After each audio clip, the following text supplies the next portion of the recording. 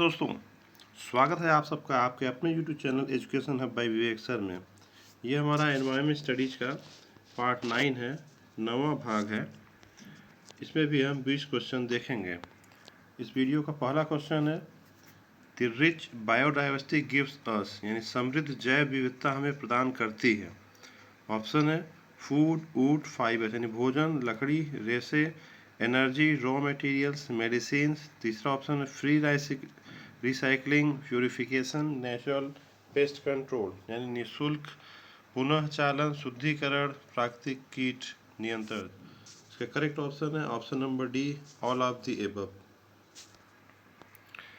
Next question है, conservation program for the following animal does not take place in India, यानी अधोलिखित जंतु हेतु संरक्षण कार्यक्रम भारतवर्ष में संचालित नहीं है।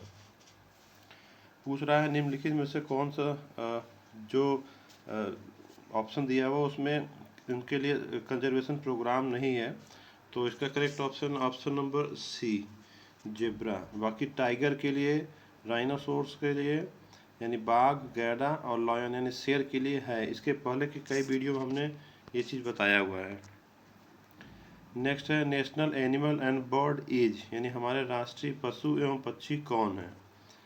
तो इसका करेक्ट ऑप्शन है ऑप्शन नंबर बी, यानी टाइगर एंड पीकॉक। बहुत से लोग देखिए सोचते हैं लॉयन है, लॉयन चेंज कर दिया गया है।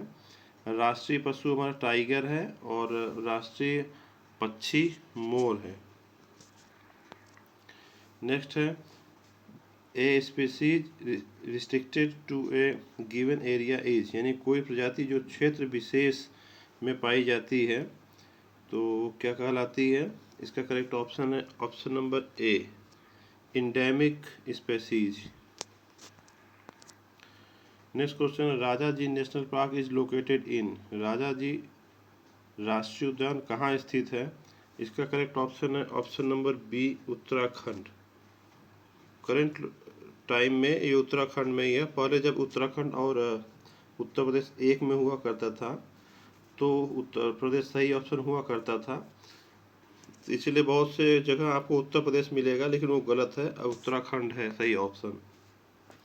नेक्स्ट क्वेश्चन है, most biodiversity rich zone in India is, जैव विविधता की दृष्टि से समृद्धतम क्षेत्र भारत में कौन है।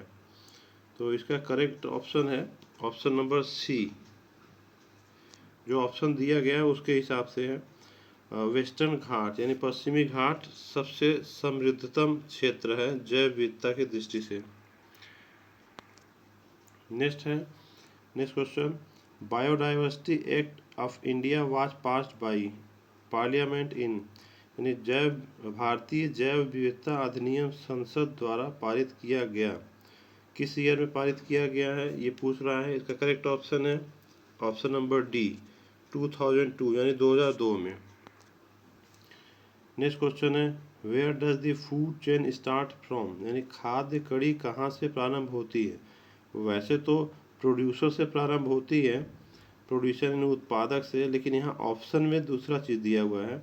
तो उत्पादक जो होते हैं हमारे पेड़ पौधे, तो वो क्या करते हैं, प्रकाश संश्लेषण करते हैं, इसीलिए इसका करेक्ट ऑप्शन है option number B, photosynthesis. Photosynthesis से ही हमारी खाद्य कड़ी प्रारंभ होती है, प्रकाश संश्लेषण।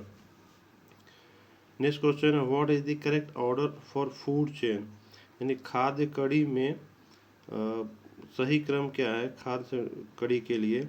तो इसका करेक्ट ऑप्शन है, इसके बारे में हमने पहले भी बताया हुआ है, एनर्जी या पिरामिड वगैरह में भी सबको बताया था। इसका करेक्ट ऑप्शन है option number C, grass, insects, bird और स्नेक, यानी घास को कीड़ा खाता है, कीड़ा को चिड़िया खाती है, चिड़िया को सांप खाता है, तो ये खाद्य कड़ी यानी फूड चेन हुआ सही। नेक्स्ट है,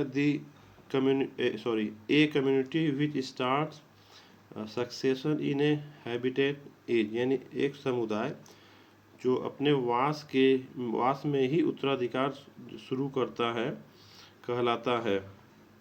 इसका करेक्ट ऑप्शन है ऑप्शन नंबर एक, यानी पायनियर कम्युनिटी, प्रारंभिक समुदाय। नेक्स्ट क्वेश्चन है आपका plants growing on sandstone are, यानी बलुई पत्थर पर उगने वाले पौधे हैं। बलुई पत्थर पर कोई पौधे उगते हैं, बहुत से लोगों को नहीं पता है, ये जान लें। तो इसको क्या बोलते हैं? इसका करेक्ट ऑप्शन है ऑप्शन नंबर सी, लिथोफाइट्स। लिथोफाइट जो पौधे होते हैं वो बलुई पत्थर पर भी उग जाते हैं।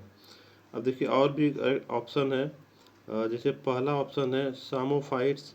तो ये ऐसे पौधे होते हैं जो कि सैंड पे उगते हैं, यानी कि बालू पे। फिर नेक्स्ट ऑप्शन है ऑक्सिलोफाइट्स।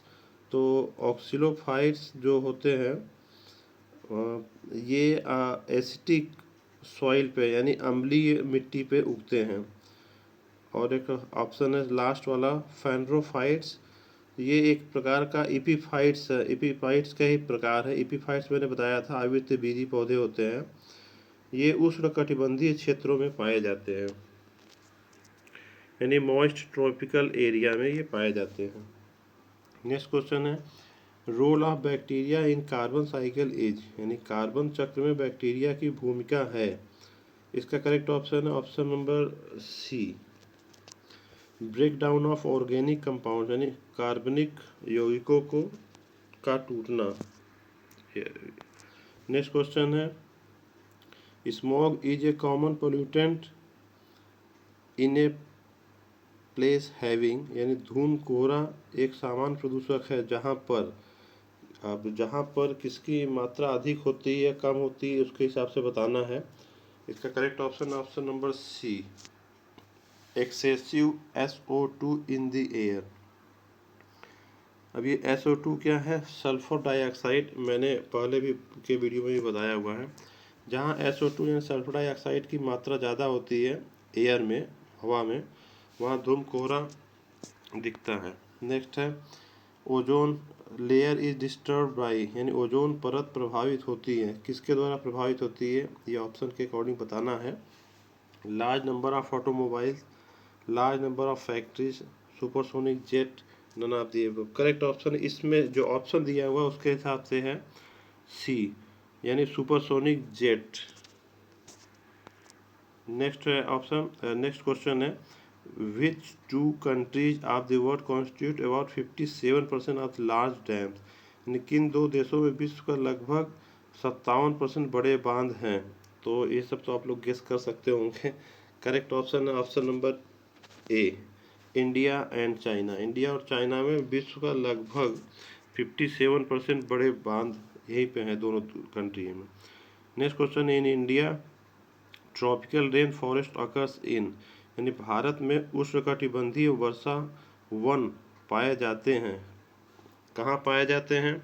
इसका करेक्ट ऑप्शन है option number B, in Andaman and Nicobar. Next question है आपका which of the following is a secondary pollutant, निम्नलिखित में कौन द्वितीय स्तर का प्रदूषक है?